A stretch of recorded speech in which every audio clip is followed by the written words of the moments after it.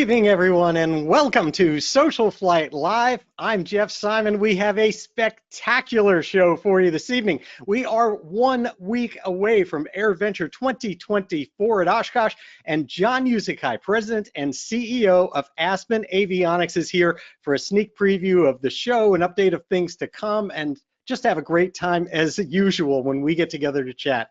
It's going to be a ton of fun. You get to know everything new happening at Aspen Avionics. And I have to say, I absolutely love it when John comes on the show. Now, before we get started, just a few things. First of all, SocialFlight is booming right now, so get out there and check that out. We have thousands of events, destinations, our FAA learning system, Wings AMT courses, IA renewals. It is all in SocialFlight. And we also just launched our Destination Digest, which you can see right here. This is a personalized aviation adventure planner. It's delivered straight to your inbox with incredible places to fly, things to do, crew cars, more. It's all from socialflight.com, and you can just go there or go to the mobile app, search and find all of that for yourself. And if that weren't enough, our Fly to Win challenge is going on and getting ready to wrap up on August 1st, and we are giving away an Aspen E5 electronic flight instrument. All you need to do to win that prize or to enter to win that prize is just to go get out there and fly using the SocialFlight mobile app, check in at even your home airport, and you are entered in to win. If you fly and check in at multiple airports, get on our leaderboard, well, then you're going to get multiple entries into that drawing, and I absolutely love the E5. Be sure to get out there and check that out. And of course, tonight's broadcast is brought to you by Aspen Avionics and the amazing Evolution Max and E5 electronic flight instruments. We have both an Evolution 1000 Pro Max primary flight display in our Bonanza, as well as an Evolution 1000 MFD Max. And I'm going to show you some pictures a little later on in the broadcast, but we absolutely love flying behind that panel, makes our IFR flying safer and easier. And we are even installing another Pro Max PFD in that Mustang sitting right there behind me that you'll also be seeing pretty soon. So, on to tonight's program. Aspen Avionics President and CEO John Uczekaj has over 40 years of experience in the avionics industry. He is someone who has also spent decades in that world. I worked with him for some time of that, and I can tell you firsthand that he is truly respected and admired by everyone who has had the pleasure of working with him. His resume includes such iconic names as Boeing, Sperry, Honeywell, names that give him exactly the tools needed to lead Aspen Avionics. John received the Aviation Industry Entrepreneur of the Year Award in 2012 and was inducted into the Living Legends of Aviation in 2013. He is a member of the Board of Directors for the General Aviation Manufacturers Association, or GAMA. As you might expect, he is also an instrument-rated private pilot. I am very fortunate to call him a friend and thrilled to have him here tonight. Please welcome to SocialFlight Live, John Uczekaj.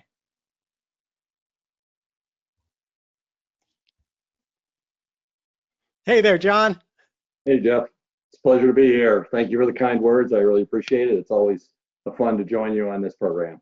Well, thank you so much for taking time to join us here and for everything that you do there at Aspen. It's you know, you're celebrating 20 years, as I understand it, of history at Aspen, and man, I feel like in one way or in another, I've watched it from the very beginning, and it just puts such a smile on my face.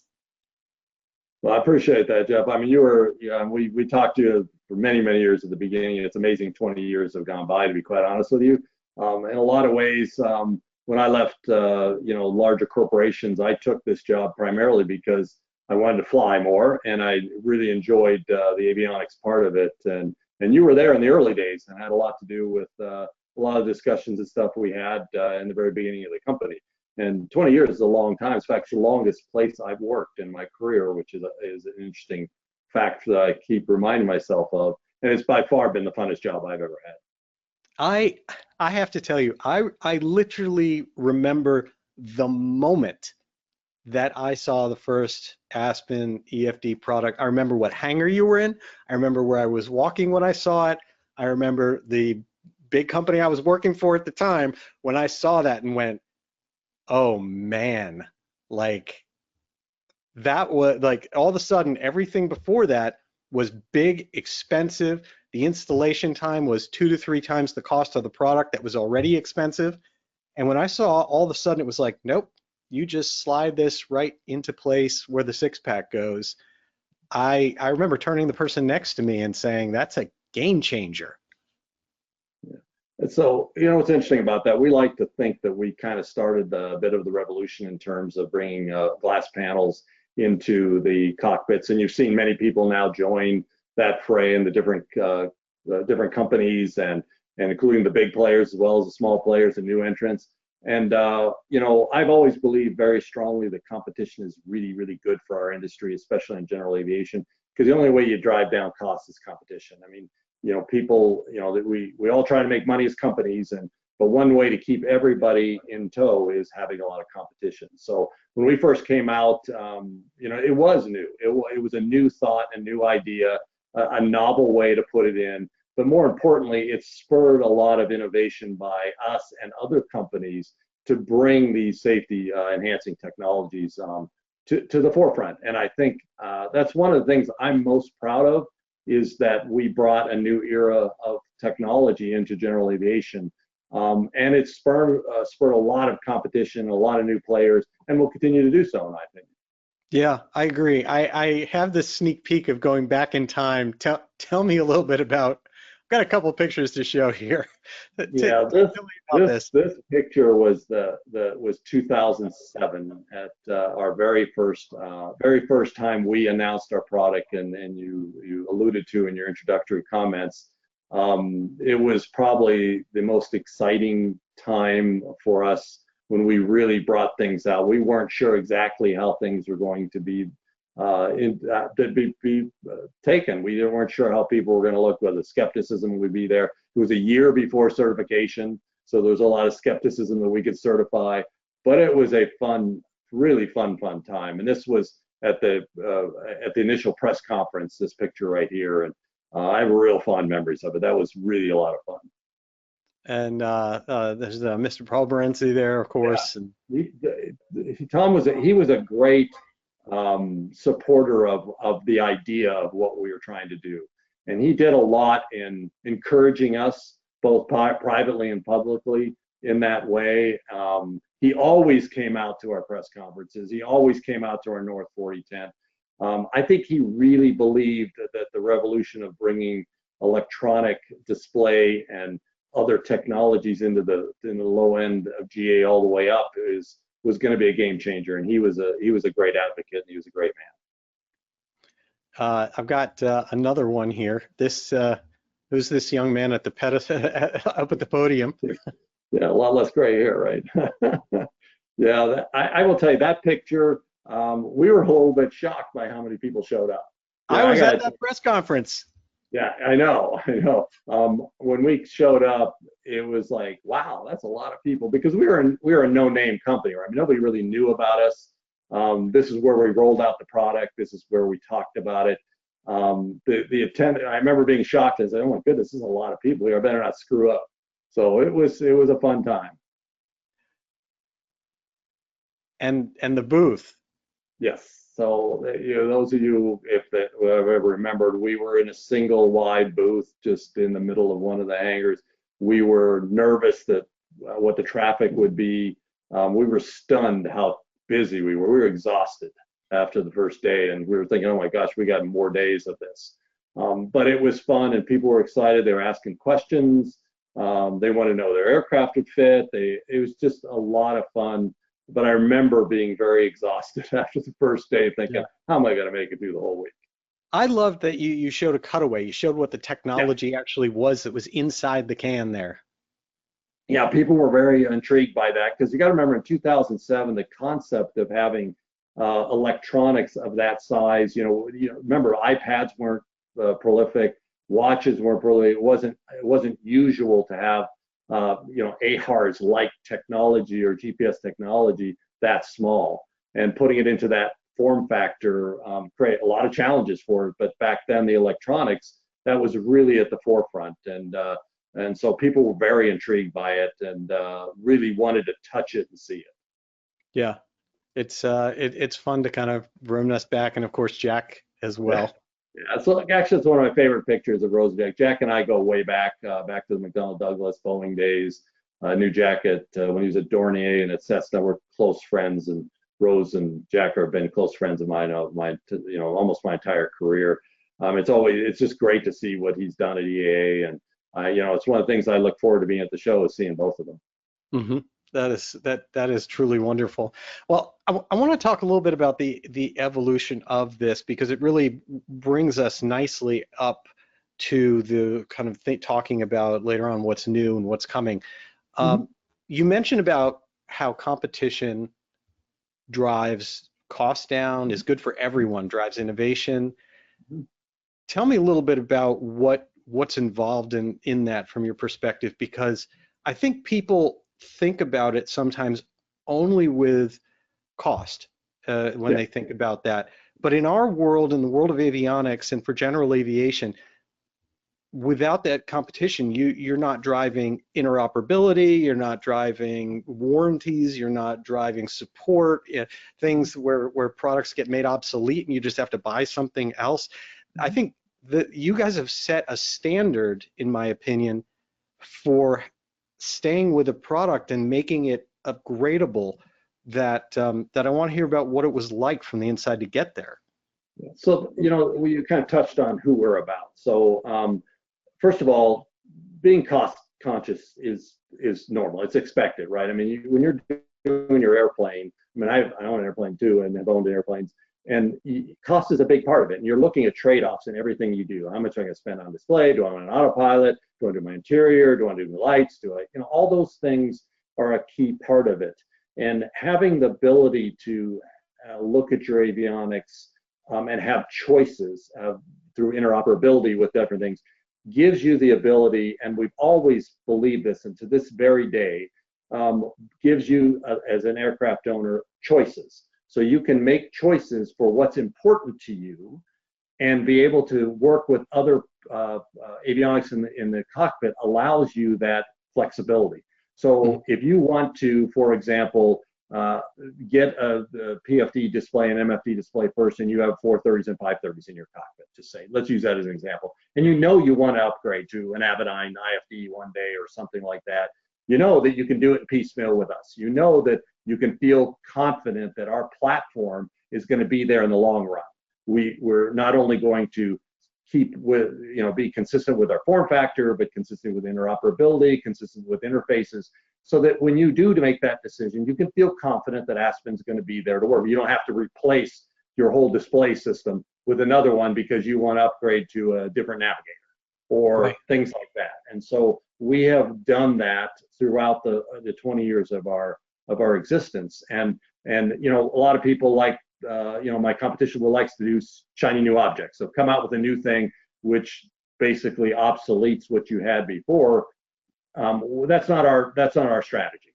Now, we want you to be able to be confident that when you invest in an Aspen system and your flying changes or grows or new products come out and you want to interface those products, that you're not going to have to jerk out your primary flight display system that you become accustomed to and use. So that's what we pride ourselves on. Now, not all the competition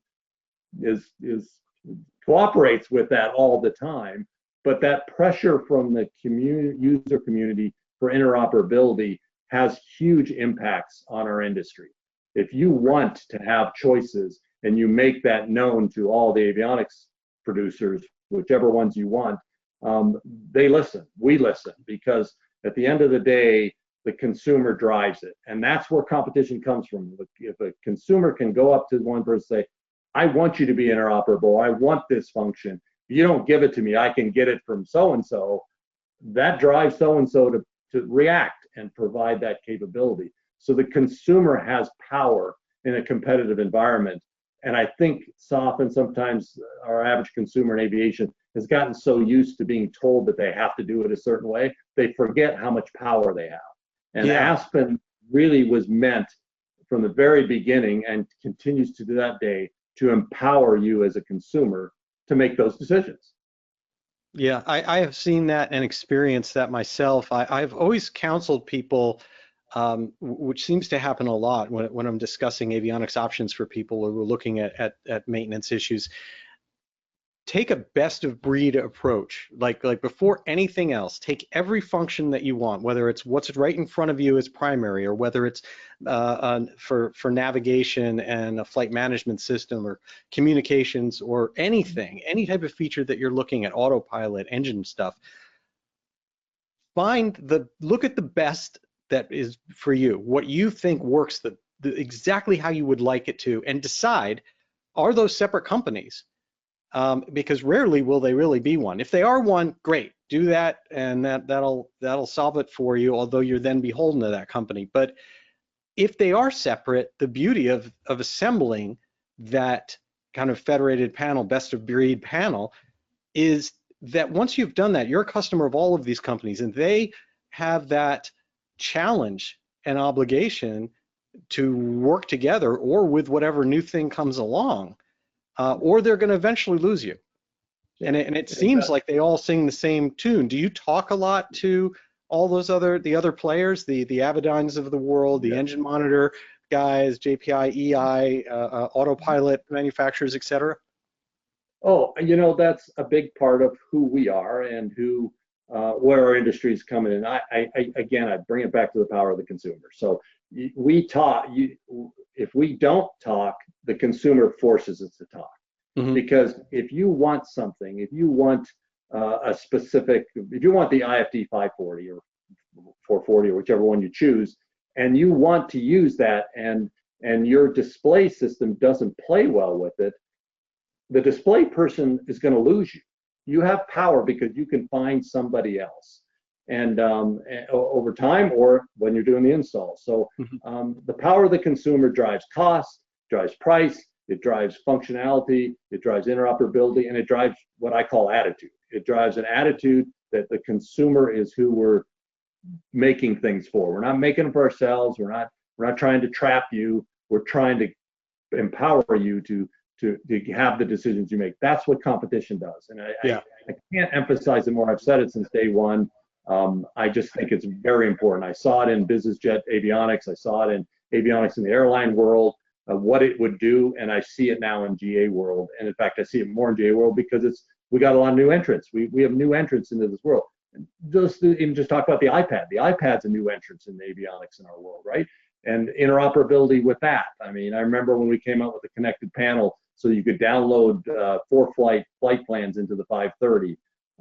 That took a lot of work because Garmin wouldn't give us that interface, so we had to design that. And now look what we have now today. You have interoperability. You take a flight plan and dump it into any navigator today. You can have interoperability there and have that iPad. That wouldn't happen if the consumer didn't demand it, and it wouldn't happen if you only had one producer of avionics or one producer of any type of thing. And that's what competition does for you. And I'm just a huge believer in it. Yeah, I mean, here's a real example I'm going to show you right now, and it's one that's a perfect example. So this is the obviously the Mustang behind us. We switched over what we're doing with the autopilot on that, and now we've got the Trio autopilot, which is absolutely spectacular in so many of the things it does. And literally, talk to you guys, Aspen, about, hey, what can is this on your roadmap? Are you planning on integrating with a company like Trio so that will this grow? Will this panel that money is already invested in actually start working better and better together just through some software updates? Mm-hmm. Yeah, and that's key. So especially in this world, right?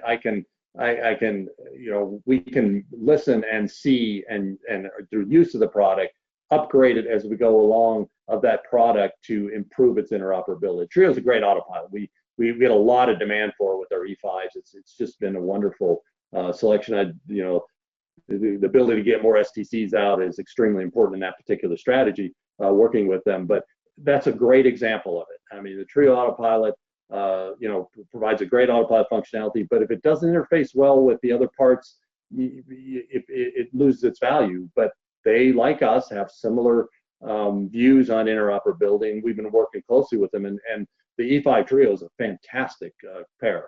It just works really, really well. Yeah, I want to show something else about an understanding of growth in the panel, because again, money's tight for a lot of people. The aircraft are so expensive right now, and then trying to modernize your panel, the ability to take that somewhat piecemeal, I think helps a lot. And we recently, so we started with of just the primary. So we had it in a single 1000 Pro, Evolution 1000 Pro, before it was Max. And then we went to the Max with that. Now, that in itself has, I'll bring up a picture of that one. What I liked so much about it is that when we were in unique situations like this, where you really have a lot of terrain going on, we, instead of having a single instrument, we were able to go top to bottom and get the most important, I think, synthetic vision view of what's happening, and it's just gorgeous in being able to look at it this way. Yeah. When we were able to grow then and go from this to then add another tube and go to a 2000 Evolution 2000 system by adding an MFD, what I have found is that for us it's really kind of revolutionized our long distance IFR flights. This is a flight that we took recently that ended up getting ugly towards the end. This weather wasn't there when in the same position when we started, and we have the same primary navigation going on the left-hand side, but the ability to have the MFD there and to have a large screen format. I'm keeping the backup because I'm in IMC right now, so I wanted to have, that's why the backup's there, that's why the traffic's there, but having this longer range view and having weather on it and being able to be strategic in my right-hand side, I really find extremely valuable. And what happened to us in this case is this: we were coming up here, this weather was closing in like almost in a pinch, and we had to figure out what we were going to do, which we eventually made. This is showing that we'd already made a right-hand turn following Long Island, and bailed out and ended up taking an approach and landing at Plymouth, in Plymouth, Massachusetts. But those routings that you can see there and having all of that in one place was really, really helpful. I want to thank you for the ability, because I don't think I would have been able to start with two displays. I wasn't someone who was a customer of like, oh, I'm going to do a G500 or I'm going to do whatever. They were so expensive to have all that. Instead, I grew to there, and just want to kind of show you that story of something that happened literally 2 weeks ago. Yeah, and you know, that's the story of how we built this architecture. You know, we get a lot of inquiries about, why don't you go to a larger screen? Why don't you do this, do that? In particular with the form factor that we have. And the reason that we have our form factor, and we are looking at future form factors, and I'm sure you'll be asking about what's coming up next for us, but the reality is this allowed people to expand their systems in definition, just like you just defined. We are getting people that put in a PFD in 2009, and in 2024, they're putting in an MFD. And what's driving a lot of that MFD addition is the interfaces with these next generation navigators and having stuff in front of you and things like that. And the Max upgrades are a lot driven by the brighter display, bigger fonts, as well as the synthetic vision, angle of attack capabilities. So there are a lot of reasons why one would want to upgrade to a Max.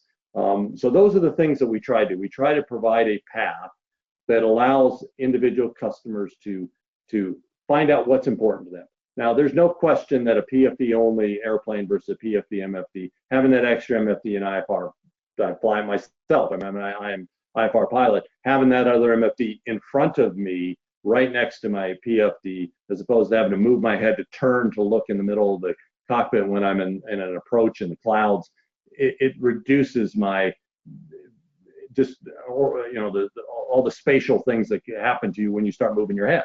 So I learned that as an IFR pilot, I liked having that MFD in front of me. Somebody might think differently. Maybe it's not a big deal to them. So each of those different things, and it's all about choices. Like we've said all along, it's all about consumer power to make choices.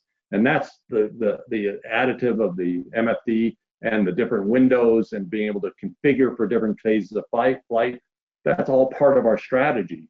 And a lot of it comes from feedback from pilots that use our stuff. The early day feedbacks that we got from the PFD when we came out, we changed a lot of things. We did a lot of things differently in the MAX because of feedback that we got. And the whole time evolution of it. If you don't mind, I'm going to tell a little story about this. So I always, when we first came out, those of you that remember us that came out, we had to have pitot heat, right? We had to have a pitot system. And so when you lost pitot heat, you would red X. And the reason for that was back in 2007, everybody didn't have GPSs. Today's PFDs use GPS correction so if you lose, if you lose your pitot system and stuff like that in your AHRs, you can use the GPS to provide an attitude picture, an attitude thing. Well, back then, a lot of people didn't have GPSs, so we wanted them to have that capability. A lot of backcountry people and other people came back to us and said, guys, I can't lose if I lose my pitot heat and I'm in the backcountry, I can't lose my attitude. So we started injecting the GPS that was in our RSM to correct that, so now you don't have to have pitot for it. But today, almost everybody has a GPS in their airplanes that will put our system in. Not 100%, but a good part of them. And now we use the GPS both on from the navigator and our own GPS. Now you got a dual system, so even if your navigator fails, you still got a GPS and you have an attitude solution. So those feedback and those things that come back to us make us change the design as we go along. And I always use that story because the backcountry guys didn't like it. They really did not like the possibility of their pitot heat going down. They didn't like it. They made it known really hard to us, and we made the changes. Yeah. Let me ask you a question that there's probably not a very easy answer to, but when you're getting in and you're breaking barriers down and the FAA is early days resistant to a lot of new technology and products, how do you as a company survive and then thrive as the regulations get easier, as new entrants come in, playing on a different playing field? So this is one of the things I love about our industry. So I did, in my 40-some-odd career, I did spend 2 years outside of aviation running Honeywell's Industrial Automation Control, which is basically controls for oil refineries. Interesting enough, by the way, as a side note, the controls for an oil refinery are much like the controls of an autopilot airplane. They have an outer loop, inner loop. They just have different variables. But what I learned there is that because it was unregulated, it was self-regulated. You didn't, when you tried to bring new things to market, you didn't have the support and the ability to use the industry's knowledge. In aviation, we have groups like GAMA, General Aviation Manufacturers Association, and others, EAA and AOPA, that band together to create an interface with an always changing regulatory environment to be able to bring innovative products. All those groups have helped me just like they've helped my competition. But what they've done is that they've allowed or given us a path to work through the regulatory, I was going to say nightmare, I shouldn't say that, because I actually like the regulatory bureaucracy, I'll call it, with changing people. Remember, the FAA is changing people all the time. There's changing administrators. There's different priorities. I can't tell you how many priorities we've gone through and the number of people we've worked with. But the common sense force is that these organizations bring all of us together, and when new innovation occurs, they support it regardless of who it comes from. And the FAA and regulatory officials listen to them because of their vast experience as well as their influence and knowledge about our industry.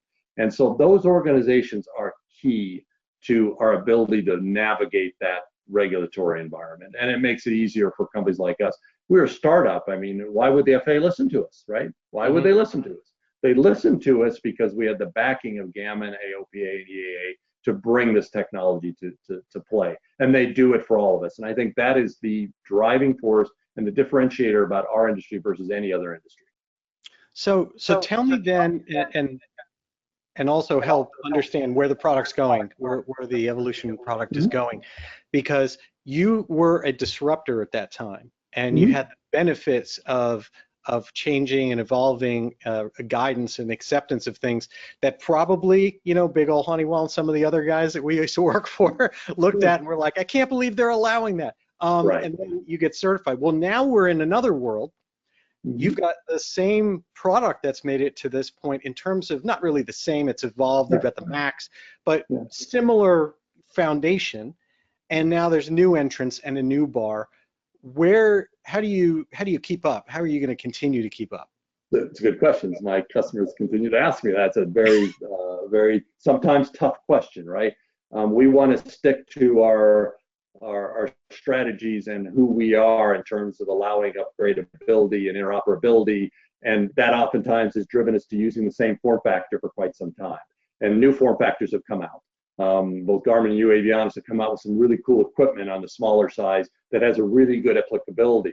Do we want to move that direction? Do we want to provide a product like that? We got on the upper end, we've got these beautiful, bigger displays that have advantages on the displays, but have some disadvantages on other parts of it in terms of backups and things like that.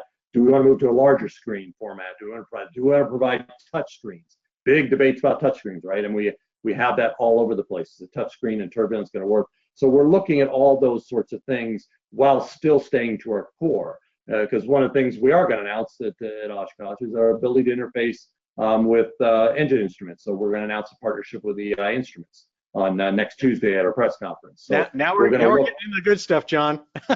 Yeah, so there's big demand right now, right? There's a huge demand as people are getting more sophisticated about managing their engines, right?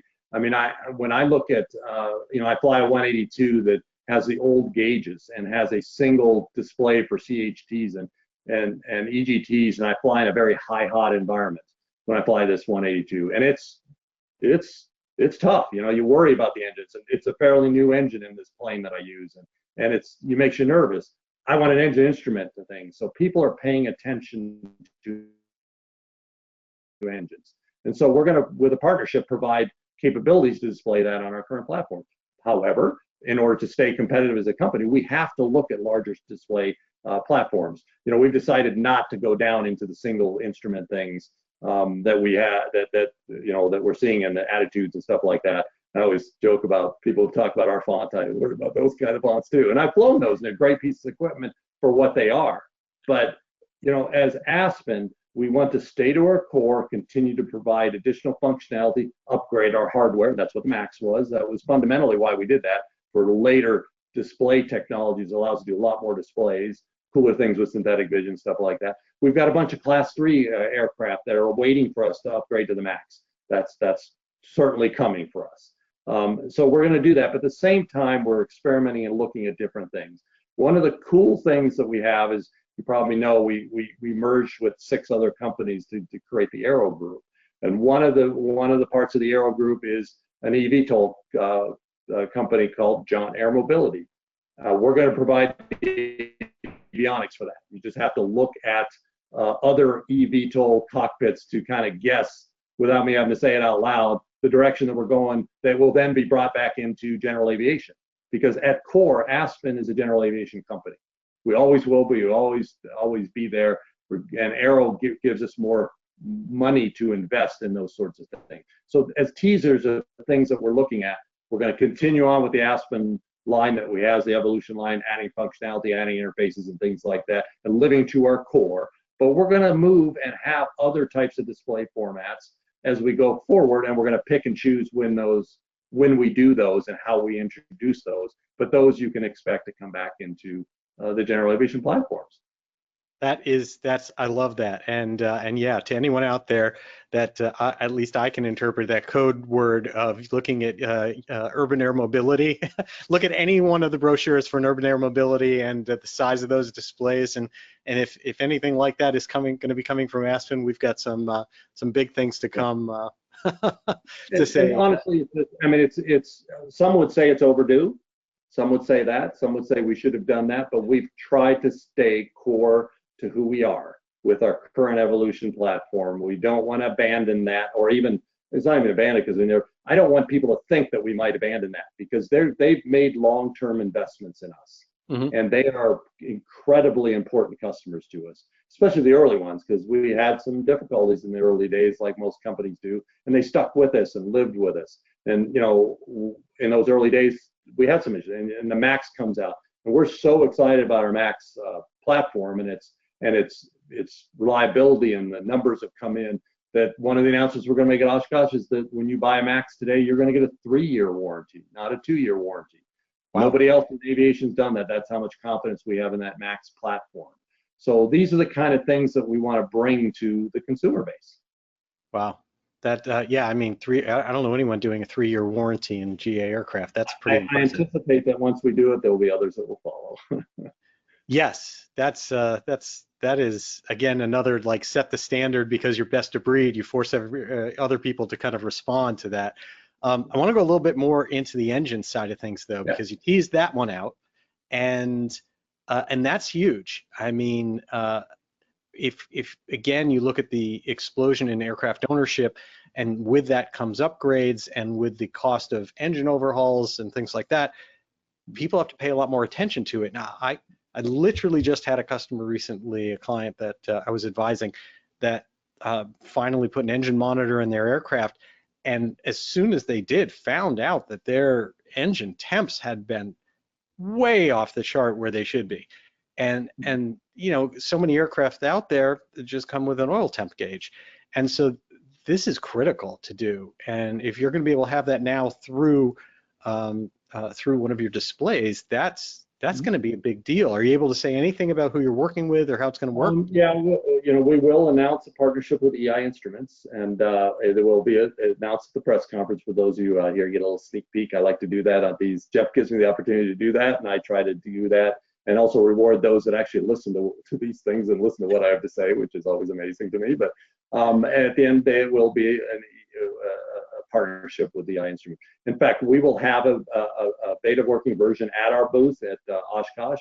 So you can come down, take a look at it, see what it looks like, ask questions, give us feedback, that kind of stuff that we will have at our booth. So we ask, you know, those of you that come into Oshkosh, come by, see us, take a look at it, let us know what you think. We'd love to hear it.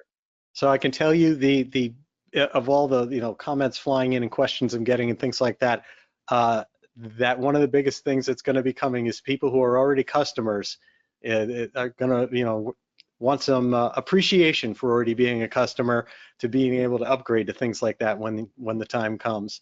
If they go to add another, I assume, another tube in order to support something like that, another unit, that they're able to be helped.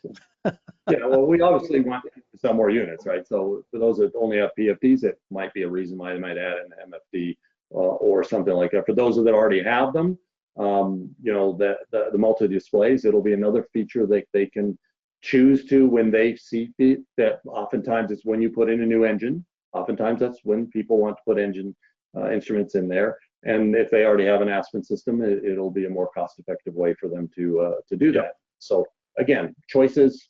Consumer has the power. Are you also looking at additional kind of venturing into other areas, whether it be as a remote unit or whether it be as something else, that are sources? Comes to mind is, like, you know, transponders, radios, stuff like that, that you can then control from the display? So that's another question that we get a lot of. And a lot of that is driven by the person we're working with. So some people are more willing to work with us than others are. What we don't want to do is add cost to the cockpit. So, for example, for us to with all the new transponders with ADS-B come out, we were tied real close to the L3 links, which I still think is one of the best transponders out there, both from a display and usability standpoint. And so we probably won't play in the transponder. A lot of questions about nav radios.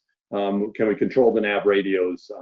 You know, that's been off in the realm of the navigator or the FMS in the middle, but not everybody puts two of them in. So being able to control the second radio, or being able to control the radio from the displays as opposed to the we're always looking at that.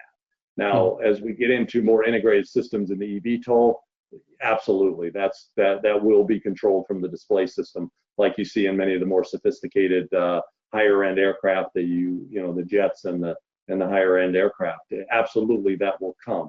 We want to pick the right ones because, if we spend a lot of time on something that's not super value add to a consumer and we want to charge for it, we hurt ourselves, right? Because we want to lower costs, we don't want to increase costs. So a lot of it depends on the type of thing, but navcoms more so than transponders, because I believe transponders are pretty good right now.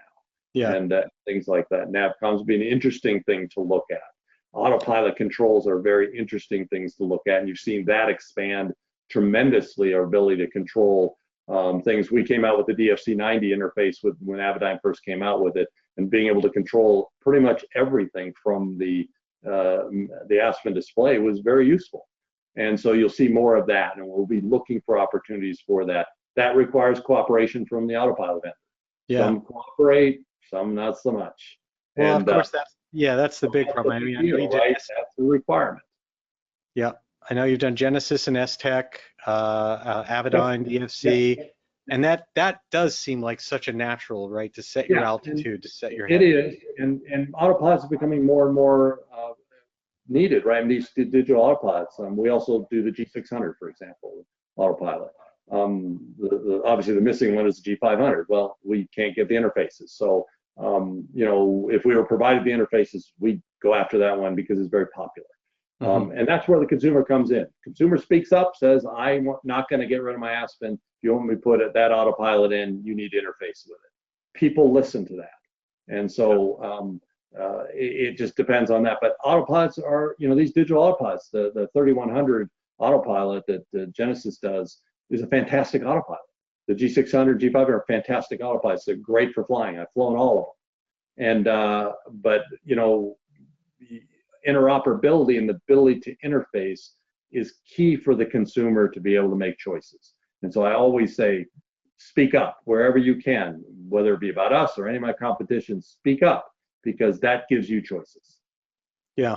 I want to raise something to people's attention related to that, because you mentioned Navcom a number of times here, and I did a story not that long ago in AOPA about this, but GPS, there was a time when we were so enamored by GPS that it almost seemed like, well, why do we have radio navigation anymore? Like, what's the point of that? And we are entering a time now where GPS jamming, GPS interference, GPS risks of where it's going to go in the future is so significant that I really want to call attention to how important that HSI display is that you have on the instrument there. There's so much that you can do, because you've got to revert to that in many cases. If you're flying, to anybody who's flown instruments recently, go do a search on where the GPS outages are and where you're going to have to use radio navigation, and make sure you're polished up, because this does make it work very, very easily. You can see in the bottom half of the left display. Yeah, I actually think the challenge of GPS jamming and spoofing is an upcoming technology challenge for us. One of the Aero Group divisions, we have a drone division, and we operate several of our drones in GPS jammed areas, and being able to bring that technology eventually into general aviation, where it would be a smooth transition, would be an interesting thing to do, right? I mean, you look at the technology in drones that have to operate in GPS jammed areas now. We have some technology that we're looking at in that area and doing that. But at the end of the day, flying GA aircraft is all about redundancy. You got to have choices. You got to have plan B, plan C.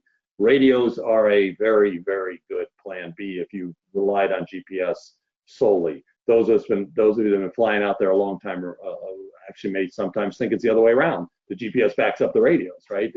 But whatever you have, redundancy. If you're a pilot like myself who flies in areas, and we don't fly every day into Class B airspace or in IFR conditions, or we're flying in northern Arizona and we have a GPS outage and there's 2 VORs out there, you better have a plan B. And radios are a great plan B, and I think the FAA is doing it in a smart fashion, where they are picking and choosing those VORs or other radio-based navigation carefully. And I know that's a big debate too, and there are probably people out there that think they've gone too far. I think they're thinking it through because, again, to protect our world of GA, which nobody else in the world has, safety is paramount, right? You got to have safety, and safety is all about having plan B, plan C, and plan D, and having the training and the equipment to be able to use it in whatever circumstance it comes out, and that's important. So, and I believe the NAVCOMs are part of that equation. Yeah, I totally agree, and I do love the way that how easy they are to use. Again, it's very, I find it at least incredibly intuitive. The buttons are right on the bottom of what you're looking at, and right above them is what their frequency is, what their identifier is, what you're pointing at, how you're getting there, and then of course there's the detail. You know how far you are away from it or anything else, and it's easy to fly a magenta line when you get used to it over and over again. But all of a sudden, if there's a problem with that, this is all you've got. Yeah. Very true, very true, and I think that's key. Oh, you mentioned something about the knobs and the that's a big part of avionics, right? I mean, you go from avionics manufacturer to access different information, requires different kind of button pushes or touchscreen stuff. That is which is always a challenge when you're flying. You move to different aircraft, different avionics. The idea there is keep it as simple as possible with the least amount of button pushes or knob turns for critical information like that. And that is really learned by the pilots who use your stuff and the feedback that they give you. And we feel like we have a very good solution in that particular area. We get a lot of positive feedback on the knobs and the buttons on the bottom, in particular around the HSI. Yeah, that's very true. So the biggest things that are on people's minds, just to kind of confirm and wrap up from your message, and also what you've got announcing coming up, first of all, is you remain committed to this display version with all the new things coming. This is something. Give us that statement of what's going on.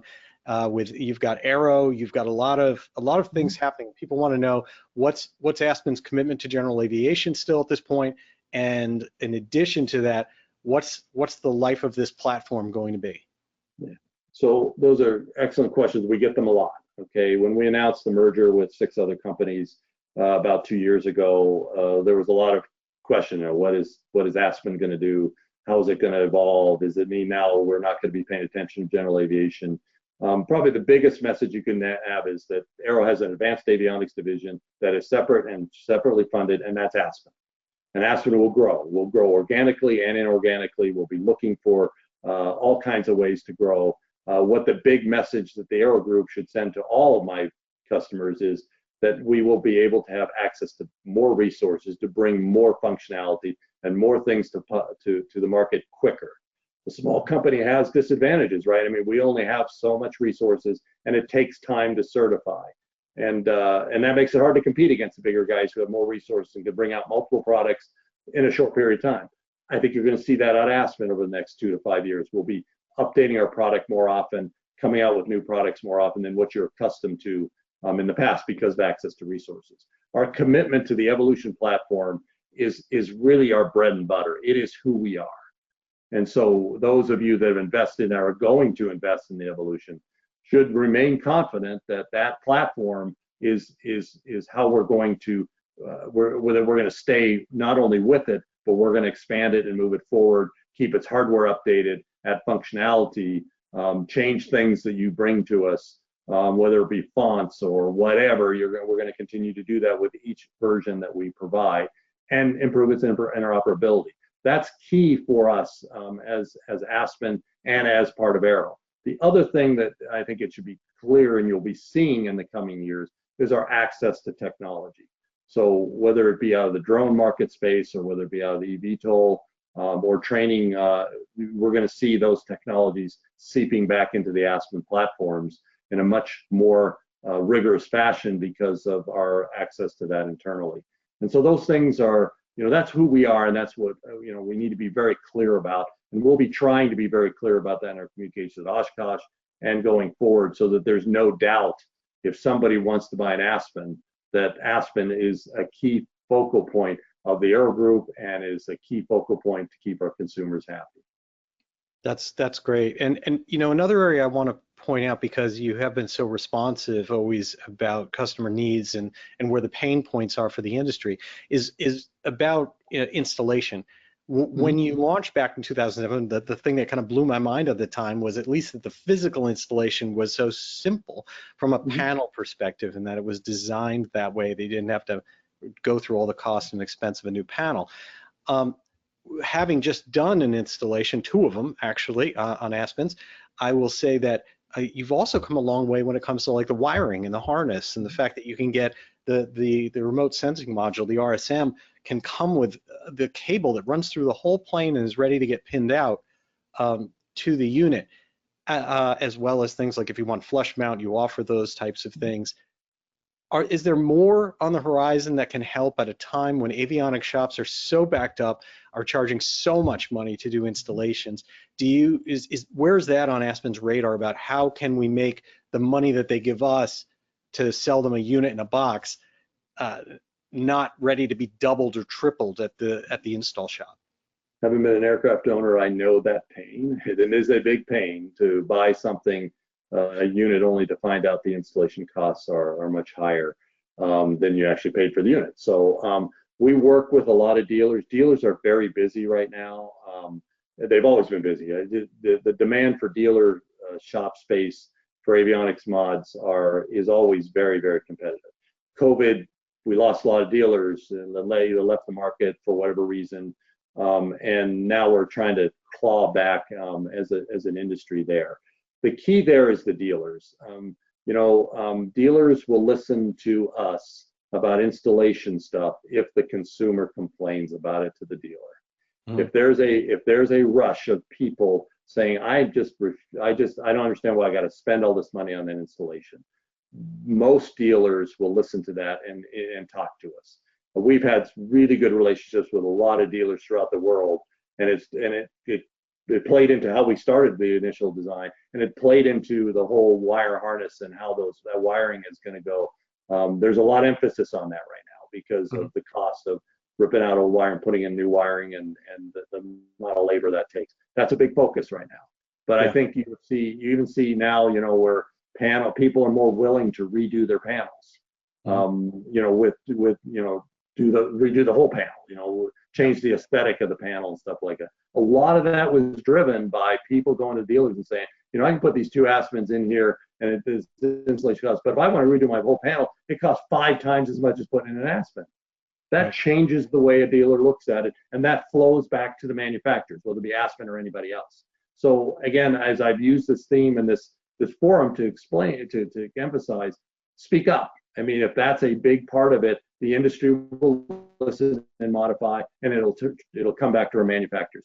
Companies like Aspen, and I would suggest my competition as well, we're out searching for those efficiencies for the consumer. And it's a lot easier when we hear back to the consumer than having to guess what the consumer wants. So continue to speak up, and I think you're going to see more innovations in that particular, both on the dealer side and on the aircraft manufacturer side. Yeah. Well, I think that from an installation perspective or upgrade perspective, we always have dealers themselves, which are generally avionics shops. We've got regular shops, A&P shops, mechanical shops, and then you've got the owners themselves. And the more that we can push and make available to do from the mechanic side, to do from the even the owner side, if it's a software update, the more that we can utilize all channels, I think the better it is for everybody. Even though all channels are stressed right now, it still helps. So are you looking into all that beyond the dealers? The changes with in the regulatory, a lot of that is regulatory, right? Not all of it, but a fair number is regulatory. So you saw things come out like the E5 and the G5 and Dynon's D10 and other things that safety enhanced equipment regulations allowed more for installations by A&P people, as well as aircraft owners. I think you're going to see more of that going forward because the FAA is open to those ideas, and aircraft manufacturers, if you think about it, we want throughput, right? If I'm constrained by dealers as being the only way to install my equipment, and there's only so much amount of dealers out there, smaller players get constrained by the bigger players for sure. and it hurts us.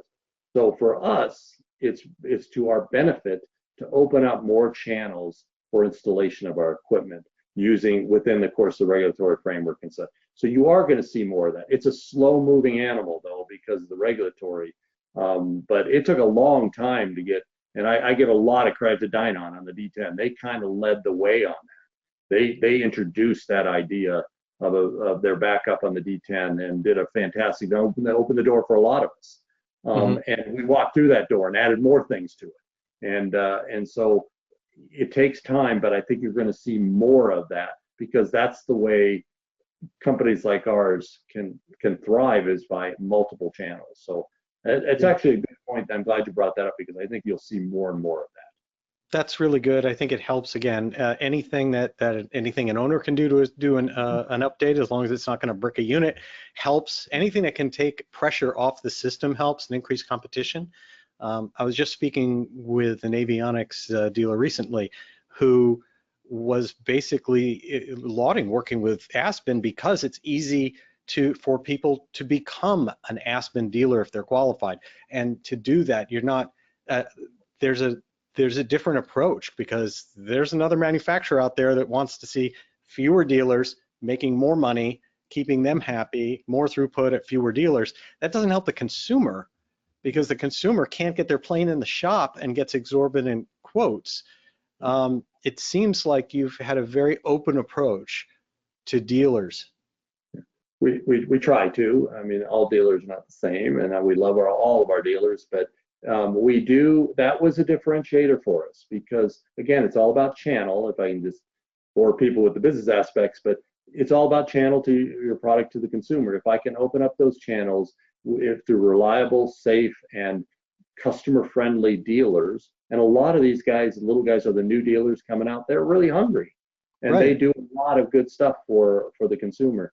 That's how we've always felt that, and we will continue to feel that way. Obviously, there's requirements of a dealer to make sure they do things right, and we turn dealers over if in certain circumstances, if there's issues with installs and stuff like that, we keep a close eye on it. But generally speaking, we absolutely believe in that. Yeah. So as we approach the top of the hour, the Aspen's you'll be in the hangar, you'll be out with the tents and lots of stuff going on. I know there's announcements of people can see it all on the website, and also we're listing it all on SocialFlight about who are the social media people, the other famous people that'll be at your booth at different times, and your press conference. The big highlights, as I understand it, it's going to be Aero stuff. You want to cover a few of the big ones for us? Yeah, we'll be talking. We'll give some people update on the Aero group because people are interested in that, and we have several places that play in our eVTOL environment, our drones environment, and even our training environment. We do a lot of military, so we'll give a quick update on that. We will then go into the specifics of the relationships that we have for the engine instruments, our extended warranty program, which we're very excited about, and our specials. We've been running a special for our 20-year anniversary, which is basically 20% off of most of our stuff. We think it's a great opportunity for people who are thinking about it to pull the trigger, whether they want to upgrade, move to add an MFD, or whether they want to add a new system. There will be different types of discounts for each one of those. It'll be valid to July 31st. And so we'll go through those with everybody, and then answer questions. And we invite everybody to come out. We're in Hangar B, booth 2145, where we've been for many years, and we look forward to seeing everybody there. Oshkosh, I'm flying in with a good friend of mine, former CEO of Jeppesen, Mark Van Tine. We're flying in his Sportsman this year into Oshkosh, which is one of my most favorite things to do. And that little Sportsman's equipped with a couple Aspens, and we love flying into it. Mark's just a great pilot and a great guy. So we'll be flying in. We have an aircraft display area out by our tent in the North 40. For those who don't know it, we sponsor the North 40 parking for the Bonanzas and Cessnas to Oshkosh, and as well as helping anybody out there that camps out there. If you're flying in and camping, come to our tent. We'd love to do whatever we can do to help you, make things easier. We have air-conditioned areas for those days that are really cool, really hot, and to cool you off, as well as refreshments. So we welcome you all out there as well. Awesome. Well, John, we've reached the time of the hour where we do something that we call SocialFlight's Fast Five, where we ask you some questions where people can get to know you in 5 quick questions. And is that something you're up for tonight? Sure. That's always fun. I love doing it. All right, John Uczekaj, this is your SocialFlight Fast Five, and we're going to start with question number 1. You have flown a lot of different cool airplanes. You've had a chance to be in many, and quite a story past of doing some aviating yourself. What is, well, I guess, the aircraft that's kind of dearest to your heart when you think about ones that you've flown in recently or in the distant past? Okay, so my favorite flying experience is I have an hour's time in a P-51. I got to do that about 7 years ago. I have pictures of it, I have video of it. It's one of the coolest things it's unimaginable how cool it is to be in a P-51 as a passenger, but be able to get to fly it is just the most coolest thing. So, and I love P-51s. They're my favorite aircraft of all time. I love the way they sound, love the way they feel, I love everything about them. So that's the coolest thing. I will tell you that my heart is still with the DA-40. I had a DA-40 for almost 10 years. It was the last aircraft built in Austria, which was another cool thing about it. And I just loved it. The only thing I like about it is in Arizona, that canopy was pretty hot. So those are probably 2 airplanes I'd single out in the answer to that question. Two canopy aircraft, but you looked past it with the Mustang, huh? Yeah, absolutely. Believe me, the heat coming off that engine and inside, you forget about the heat coming from the sun. Exactly. All right, question number 2. Was there a moment in your flying that was either especially challenging, perhaps a scary moment in some way, something that you learned a lesson from that comes to mind? Yeah, so I will tell you that probably the biggest lesson I learned was on a flight to Oshkosh. I just got freshly minted in with my IFR rating. I was flying by myself, and I was flying in and out of Cedar Rapids, Iowa. And I hear on the radio as I'm in the clouds about tornadic action in the clouds about 30 miles from me. And I was never so scared in my life. And I immediately found an airport and landed. I was shaking. And what I learned is that I think I need to do a little bit more research on weather before I went out. I was so excited about going into the clouds. I was so excited about it. I just launched immediately away without doing a good weather briefing. If I would have realized that there was some really unstable air just south of me and it was moving in my direction, and I would not have taken off. That's probably the biggest lesson. And now when I ever go, you don't fly in the clouds too often in northern Arizona because you either got ice or you got thunderheads that are amazingly there. So what I learned was make sure that I check the weather and check it again and check it again. And if I'm uncomfortable, call somebody that's a pilot and ask them. That has stuck with me every day I've flown. Even when I'm in VFR now, I double check. That is a good lesson for anyone listening on that, that's for sure. All right, question number 3. If you had the opportunity to go back to some moment in your life, not to change things, just to be there for 15 minutes or so, get to re-experience something that was wonderful out of your past, what would that be? That's a good question. So I have two ways to answer that. One of the biggest regrets I have is I didn't start flying earlier in my career. I had opportunities to do it and I didn't do it. And the reason for that is I've come to the realization when you start flying later in your career, later in your life, you don't have the same skills as somebody that did earlier. So there's a couple things, where I had the opportunity to start flying and I passed on it because I thought I was too busy. So that's one thing.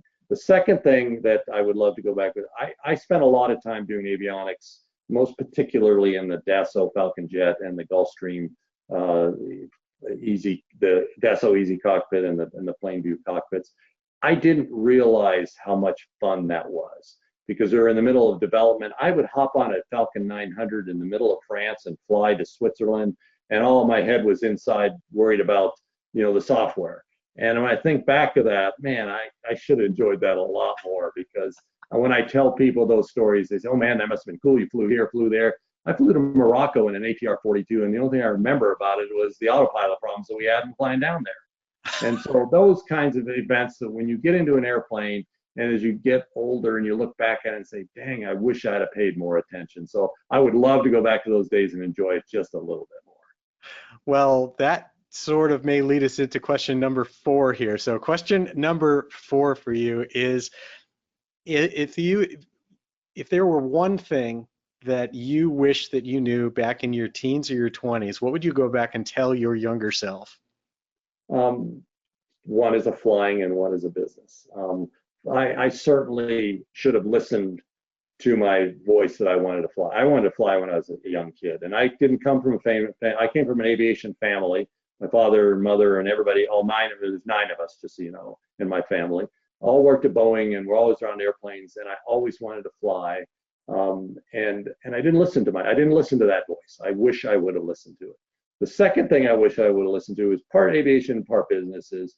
The environment of entrepreneurialism in aviation is unique. I went the corporate route, which I have no regrets, and I loved working at Honeywell. I loved working at Boeing. I learned a lot. Sperry was one of my favorite places to work. But being in an entrepreneurial environment, in the Aspen environment, and what we're doing with Aero, is so rewarding and so much fun. I wish I'd have known that, because I probably would have went that path in aviation earlier in my career. That is fascinating. I love that. Definitely. All right, and our last question in SocialFlight's Fast 5, question number 5. If you could choose anyone, alive or dead, anywhere in the world, anywhere in history, or someone in your personal world, if you could choose anyone to spend an evening with and get to spend some time with, who would that be? Okay, so that's an easy one. It's Gene Cernan. Gene Cernan, who was the last man on the moon, became an Aspen customer with his 421, and got to know our customer base, and we did a couple things. Got to know him. He's an amazing man. I mean, those of you that out there that are old enough to remember the Apollos and what it was, that multiply that by 1,000,000 to meet somebody who's been there, that has the experience and has the depth of knowledge and the personality of a guy named Gene Cernan. He is the guy for me in my life and my career that I wish I would have spent a lot more time with him. When he passed, it was a very sad day for everyone, but for those of that knew him and could talk to him, he was one of the most humble people around. He certainly had confidence and an ego that you'd expect that astronaut, but he was a humble man that loved aviation, and he loved everything about it. He just loved being around it. He would be that person. Wow. That is a wonderful, wonderful answer, and I am just, I'm grateful that you got to spend some time to get to know him. Yeah. Absolutely. Well, John Uczekaj, thank you so much for taking time out of your evening to join us here on SocialFlight Live, and I cannot wait to see you and attend that media conference at AirVenture. Thank you so much, Jeff. I always enjoy these things. These are fun things to do, and I hope it was fun for everybody else. And again, please come see us at Oshkosh, even if you just want to say hello. We love to talk to people, so you're always welcome. Thank you, Jeff. I appreciate it greatly. Thank you. And by the way, to everybody out there, we will also be there. You can find us all over the show, and certainly spending some time at the Aspen booth. And we are running our Snag Some Swag competition, where if you flag us down and we happen to have some stuff with us, we have a ton of giveaways. And so it's a great opportunity just to meet and hang out and get a little something to take home for yourself as well. Again, John, thank you so much for joining us. I look forward to seeing you next week. Yeah, thanks. We'll see you. Take care. And to all of you, thank you for everything that you do for General Aviation. And I hope we do get to see you next week at AirVenture. Now, after AirVenture, of course, we are off from SocialFlight Live next week. You'll see some video content up from us during the week as we visit Aspen and so many of our other partners and show you some of the sights and sounds of the show to try to take you there if you couldn't be there in person.